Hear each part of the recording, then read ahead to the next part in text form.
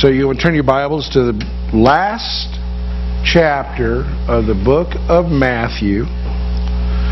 We're going to take a look at verse 20.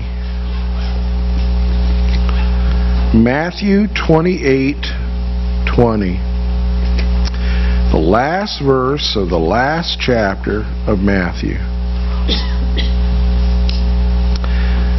As Matthew wrapped up his gospel, he recorded the final words that Jesus uttered to the disciples before he ascended to glory, and they hung around on the mountaintop. As much as I like this, I like Acts better, because Acts picks up after this, and Jesus tells them to go and make disciples, and Acts opens up with them sitting on the hilltop waiting for Jesus to come back. And it's like, guys, what's up? What are you doing? But as the disciples they're not quite sure. They don't know what's about to happen, you understand.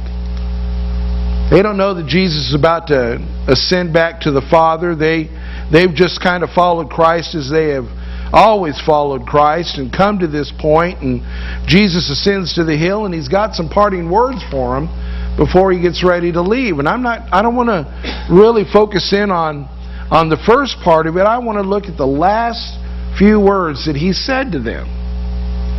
And that's verse 20. Now we're picking up halfway through a statement here, so understand that. But He says, teaching them to observe all things that I commanded you. And this is the part I want you to notice. He says, and lo, I am with you always, even to the end of the age. And then He's gone. I mean, I think that in an instant, Jesus' sentence here kind of takes on a whole new meaning for them. Because, they've been through the crucifixion, they've been through the death, they've been through the resurrection, they've been walking with Him now for 40 days, and, they're like, wow, this is good, that we're with Jesus. And then He says to them, I'm never going to leave you. I'm with you always. And then He ascends into heaven. And I can probably, Peter, wait a second. You said you're going to be with us always. Where are you going? I mean, they received this statement in one context and then had to discover it in a whole nother context. They received it as, you're going to be with us always, physically here. But they had to understand that, well, really what Jesus was talking about is, I'll be with you always, really here. And that delineation between a physical presence and a spiritual presence is kind of what I want to talk about as we talk about communicating with God. Man's a social creature. For all of us that tend to be introverts, that's a disturbing statement. Okay? You give me a book and a remote control and access to a bathroom, and I'll probably be a happy man. Okay? I mean, I'll just sit there and I'll read and I'll watch TV, and football season's coming up, so we'll get the opportunity to experiment with that, right? I mean, for those of us that are introverts, we don't like to think about this, but the reality of the matter is that man is created, and when I say man, I mean humanity, is created in such a manner that we need social interaction. Okay? We thrive on it. We grow in the midst of it. We shrivel up without it. We develop and grow in that context. That's why marriage is important. That's why family is important. That's why community is important. We've been created with the need to exist in the presence of others and to be able to commune with God. That's the way that we have been made. But we have allowed the idea of individuality to trump that. to where we think that, well, community's nice, but it's an elective. Well, it's not. That's why Jesus' statement to them here about, I'll be with you always, was important for them to resonate. You need community. They didn't understand that. They said, yeah, well, we need people. He was like, no, you need something more. You need connectedness. It's not just, many hands make light work. More people can get done, stuff than one. It's not that. It's the idea of connectedness to others. Orson Welles made a statement that you've probably heard, didn't know it was attributed to Orson Welles. But he said this: we're born alone, we live alone, we die alone. And only through our love and friendship can we create the illusion for the moment that we're not alone. And I think a lot of people feel that way. That when it comes right down to it, we're really, in this thing alone. But Jesus contradicts that statement. Jesus says to his disciples that I will be with you always, and then he leaves, and they understand that he doesn't mean physically, he means something else, something more existential, something more to my person. And that's an important component when we talk about communicating with God.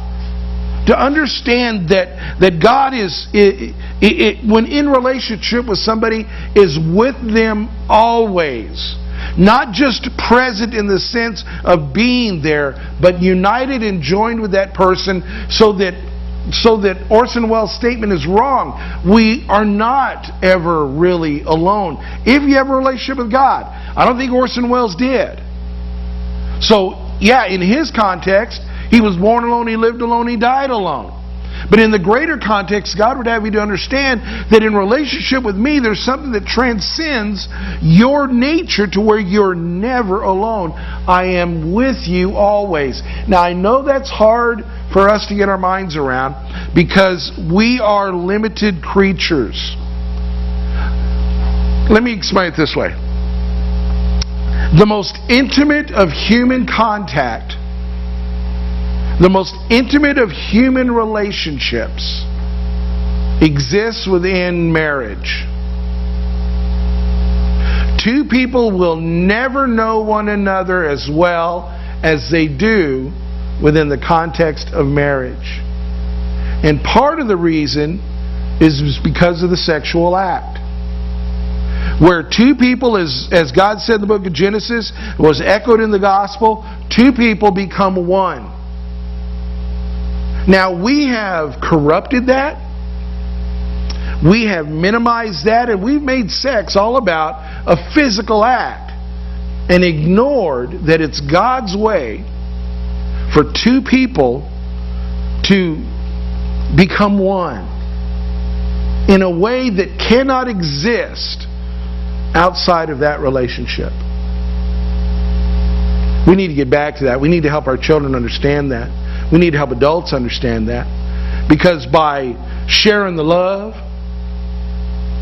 we're diminishing that specialness that can exist between two people that God allowed in order to help us understand about connecting with Him. That's why fornication and adultery is wrong. Not because it's not fun. I mean, we really lie to our kids when we tell them sex isn't fun. I mean, you got to make your kids eat broccoli because they know broccoli doesn't taste good. You don't have to make them eat ice cream, okay? You got to stop them from eating ice cream. We need our kids and we need adults to understand that the sex act, the marriage act, is a gift from God that allows two separate people to experience a oneness. Not just in that moment, but in the context of that relationship that could never be understood any other way. I mean, no matter how much I love my grandmother, there was only so much that I could really know about her. Because she is she and I am me. And even in the confines of my relationship with my wife, as intimate as it is, there still is only so much that I can know about her, because she is she and I am me. Now, granted, we can look at one another and got a pretty good idea what the other one's thinking. I mean, she cuts me the look, and I know what she means. She raises an eyebrow, and I go, oh, I understand that. If you're married, But even as intimate as that is, there's a limit. I can sympathize with her. I can sympathize with you. You can sympathize with me.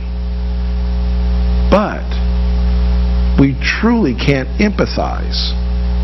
There's a difference there. To sympathize is to be able to understand. To empathize is to share it. To actually feel what the other person is feeling. And we can't do that.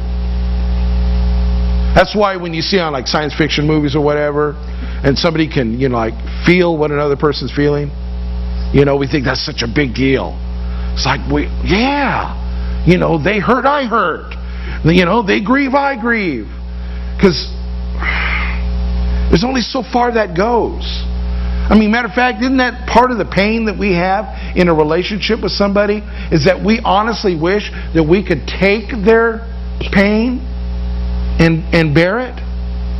So even though we can have very intimate relationships, there still is a limitedness to us in our humanity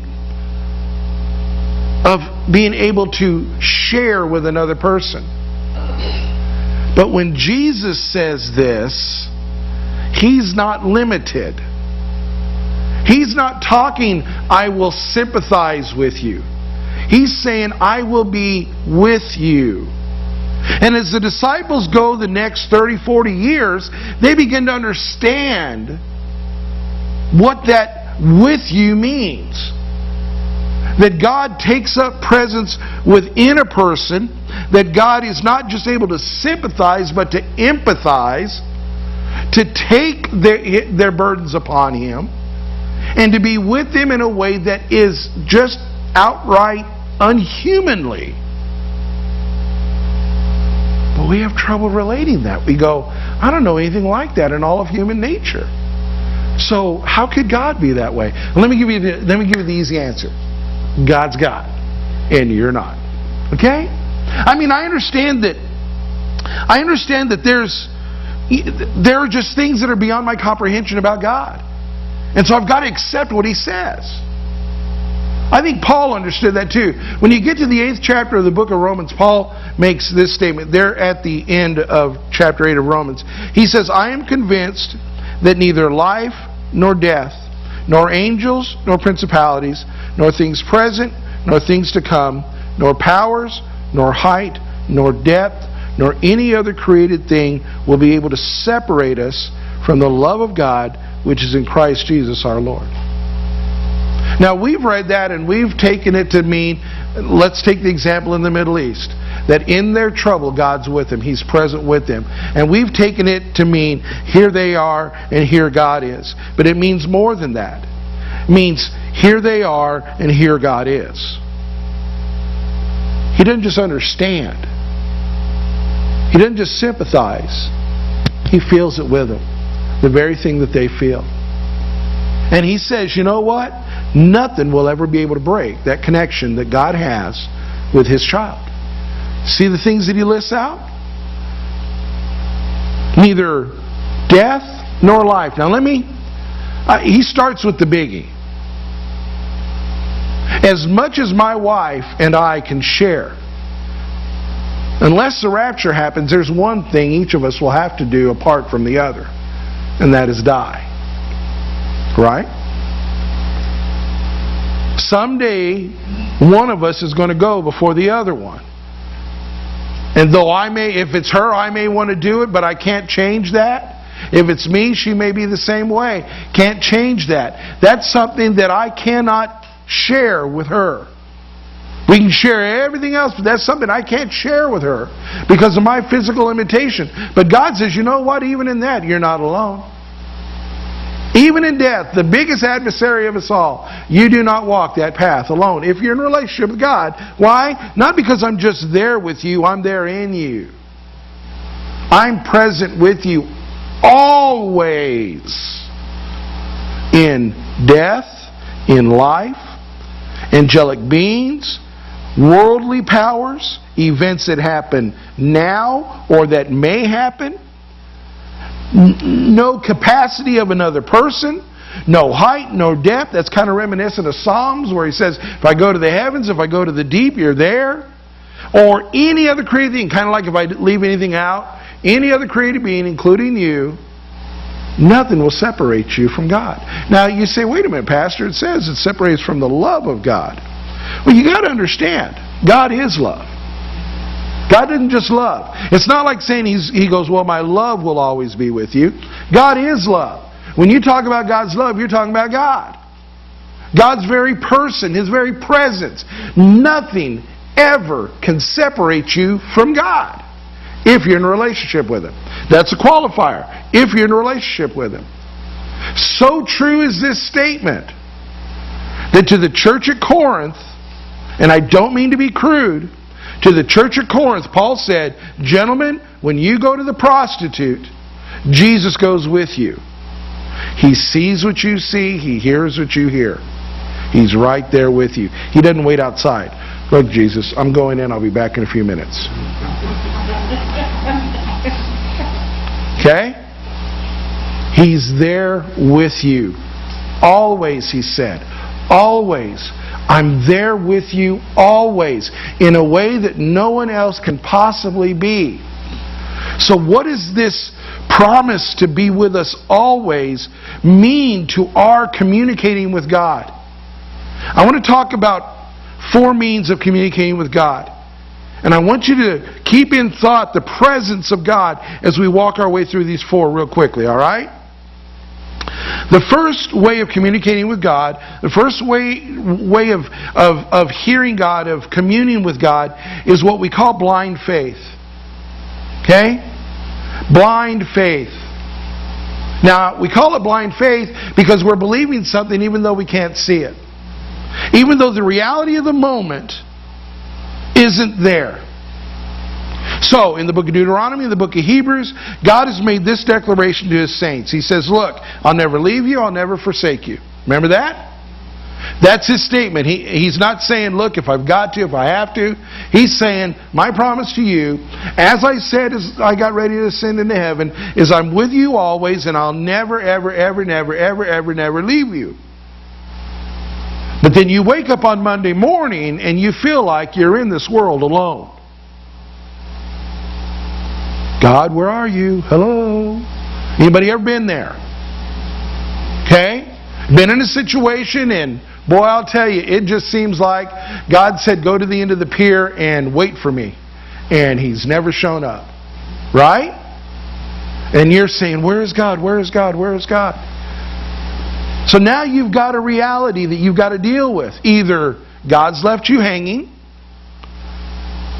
you're wrong, or you don't have a relationship with Him. Talk about that last one later. So, if as I told Sunday school class this morning, if you've got to decide between God being a liar or you being wrong, I think you probably ought to go with you being wrong. Okay? God never lies, right? I mean, at least isn't that the testimony of Scripture? So, if God says, I'll never leave you nor ever forsake you, if God says, I'm with you always to the end of the world, but yet your experience tells you that you're alone, then either you're not a believer, God's a liar, or your understanding is wrong. And I say you take it as your understanding is wrong if you have a relationship with God. So I trust what God says even though I don't feel it, even though I can't prove it. That's blind faith. Why would God allow such and such to happen to me? It doesn't make sense to me. But God has said He'll never leave me nor forsake me, that He's with me always. I'm not going to make my life dependent upon my experience. I'm going to trust God. That is one way of communing with God. You think it blesses the Father when He sees His child trust Him, even though all their senses tell Him otherwise? I think it does. Because you know what? Let's take Daniel for an example. Daniel prayed to God one time, and he prayed to God, and he prayed to God, and he prayed to God, and no answer came, and no answer came. Kind of felt like it's hitting the ceiling, fell to the ground.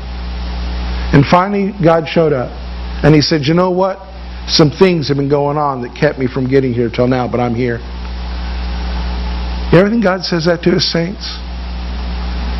Matter of fact, He says this in the book of Psalms. God says, I look over all the earth to see if there are any who are faithful, any who are following me. Not just because things happen. All you got to do is be a dog to do things because things happen. Pavlov proved that. God does this, I do that. Woo! But it takes a person who has made a decision to be in a committed relationship to say, you know what, God? You have said, and I'm going to do, even though I may not see what you're doing. I'm going on what you said. Blind faith. And then when God shows up, matter of fact, when Jesus shares the parable of the virgins, He commends those who are ready, even though He tarried. So blind faith is valid. But understand, blind faith is a very, I want to say, superficial. It's not enough. So we understand that there are also times when we sense God's presence, right? Matter of fact, we sing that song, there's a sweet, sweet spirit in this place. And there are times when, wow, man, you could almost cut His presence with a knife. And I think when people talk about communion with God, this is really what they're after. They're kind of like what the psalmist said in Psalm 16. He says, you have made known to me the path of life. In your presence is fullness of joy. And in your right hand there are pleasures forever. I think that's what we're looking for. It's just that sense of, boy, I'm in the presence of God. You ever had that moment? When He was as real could be. You couldn't see Him, you couldn't hear Him, but there was something else that told you that He's there. I can remember one time, one of my, and this is going to seem weird, but it's coming from me. One of my most enjoyable times of worship happened in a secular college classroom, when we were talking about how a baby develops in the mother's womb. And I could see the hand of God all over it. And I'm sitting around, at least some pagans. Nobody had a Bible open, weren't singing any hymns, didn't even take up an offering. But boy, God was there. And I'm not one to raise my hands, but boy, I almost did. It's like, God, this is just wow. You have those moments. Somehow we make those moments what we're chasing. Oh, it's got to be this way, always. And sometimes it is. And ultimately in glory, it will be. But those are just times. Remember when the disciples were walking with Jesus and one day He pulls three of them aside and they go up on the mountain, He sees Jesus transfigured and they want to build the tents, you know? Remember that? And they're like, hot dog, buddy, let's build them. You all stay here, and we'll stay here, and isn't this good? But it's not always that way. Those are special moments. Everything's just a certain way. And that's part of a relationship. It really is. You ever walk into a room and somebody's staring at you and you don't see them, but you feel it? And you turn around at your wife and she's going, your pants are unzipped. You ever had that? You know, you're standing there, not your pants unzipped. No. You ever been in a room and you just get this strange feeling that somebody's looking at you and you kind of start, and then somebody is. There's something even in human relationships that extends beyond what can be measured. What we can hear, what we can see. There's some emotive sense that we have of connecting. Well, why would that not be true with God as well? And those are those moments when we sense His presence, and they're powerful, and they're enriching, and we love them. But that's not all it is. There are times that we trust Him when we can't see Him, and there's times that we feel Him and it's just absolutely marvelous. And then there are other times when we experience His movement in a way that just we can't make sense of. Now, I don't mean to offend anybody. I said this one time and somebody kind of got upset with me, thought I was insulting Billy Graham, and I mean no disrespect to Billy Graham. But I grew up hearing people, oh, Billy Graham's this, Billy Graham's that. And I never watched Billy Graham. I was a believer, and I finally watched an episode of Billy Graham, and I thought, there's nothing there. He is not a dynamic orator. I'm sorry, he's not. Okay? If you think he is, I'll explain why you do in a minute. But he gets up there and he says, I believe that Jesus is the way, the truth, and the life. That's it. No matter how many times you hear him, that's what he says. I'm convinced that he could stand up there and read a cookbook and people would walk the aisle. Because what's happening with Billy Graham is not because of Billy Graham. It's because of the Spirit of God, the presence of the Father. You know, preachers, we get all nervous about the preparation of our messages and how we dress and how we deliver ourselves, and you know, we've got to conduct ourselves in such a way as to elicit a decision. No, we don't. I don't want to manipulate you. Matter of fact, Paul said, you know what? I didn't come to you with good stories, homespun humor. I came to you in one thing, the power of the Spirit of God. To where people, I had a lady say to me one time, we're playing the game, and this lady looks at me and she goes, how do you know all this stuff? You don't look that smart. And I said, well, thank you. That's what we're talking about. We're talking about somebody that gets up there and things happen, whether it be in a pulpit or on a project or in a life or whatever, that you cannot explain for any other reason other than it's God. Matter of fact, y'all hear on the news last week that some Israeli soldiers are talking about how the hand of God turned a missile out to sea. They said this missile was coming in and all of a sudden it went away. It turned toward the ocean. And they're calling it the hand of God. You can't explain it any other way. And those are powerful moments.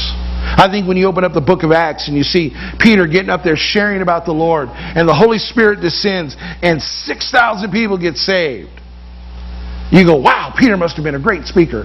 No. Peter could have gotten up there and said, well, you know, and then 6,000 people get saved, so everybody thinks you got to go, well, you know. There are times when God works and God moves in such a fashion that you know it's not the person. And those are powerful moments. A privilege to be a part of. But that's not all there is to the relationship, because you know, we're not just after, I hope you're not talking to God just to get things. So, we understand that we can commune with God, if you will, intellectually. I trust Him. I know what He has said. I'm going to hold to Him. A decision of the will. And we can connect with God emotionally. That feeling. It's a valid thing. It shouldn't be your primary thing. If you let your feelings drive you, right? And then we witness Him. But if that's the only way we know God's present, then unless the mountain moves, we don't think God's there. So the question becomes, is there not something more? More than just these. These are valid. But these don't sound to me like I'm with you always. Jesus provided something more. Listen what John recorded in chapter 5 of his epistle. Truly I say to you, this is Jesus talking, the Son can do nothing of Himself unless it is something He sees the Father doing. For whatever the Father does, these things the Son also does in like manner. For the Father loves the Son and shows Him all things that He Himself is doing. And the Father will show Him greater works than these, so that you will marvel. Now, the first thing I want you to jettison is the idea, well, that's just Jesus. You understand that Jesus is the example in all matters of faith and practice for the child of God. Jesus is the example of a person walking in relationship with God. And so here Jesus describes, and this is almost blasphemy for a Baptist to say, Jesus describes a dance wherein God leads and the disciple follows. He says, I see what God is doing, and that's what I do. I hear what God is saying, and that's what I say. That is the level of intimacy that the child of God is promised. So that as God moves, we don't have to have the booming voice out of heaven. We don't have to have the burning bush. We don't have to have the feeling. It's just this natural part of being in tune with Him and He revealing Himself to us so that when He moves, we move. And almost like a school of fish. Have you ever seen them in the ocean? They move as one. And nobody's out front going, you, hey, ho, yeah, down here. They just innately know. That, to me, sounds like, I'll be with you always. This connection between God and His saint. To where sometimes He speaks, and sometimes He moves by impression, and sometimes He makes it clear and we just obey because we see it in His Word, but that we're in all of these things connected to Him and responding to the movement of His heart. When God says we're never alone, He wants us to wake up to the fact that for those who are in relationship with Him, it is not about me being over here telling you over there. It's about us being one. And as I move, in concert with me, you move. That should be the desired goal of our communion with God. Now let me address real quickly the other thing. If you do not have a relationship with God, this is impossible. Now, you cannot have a relationship with God and follow His Word, do what people say Christians ought to do, and do kind of what you think God might be happy with. You don't need to have a relationship with God to do that, because they're written out. It used to be in churches we'd have hanging on the wall the church covenant, and it tells all things to do. You don't need to be in tune with God. You just got to look at that. Or your little offering envelope. Didn't do this, didn't do that, didn't do this, didn't do that. You don't need to talk to God for that. So I'm convinced there's a lot of people in church who don't have a relationship with God. They're good people, they're moral, they're trying to do the right thing. But they're not moving in concert with God. The only way I know my wife as well as I know my wife is because we have entered into a relationship and we care for that relationship. That's the only way you can know God on the level that Jesus is talking about right here. Of knowing His presence with you always is by having a relationship with God. You say, well, how do I have a relationship with God? It's really easy. One, realize you don't have a relationship with God. That's where it starts. I mean, that with everything. If you don't have a car, you kind of figure I need a car. I don't need a car if I've got a car.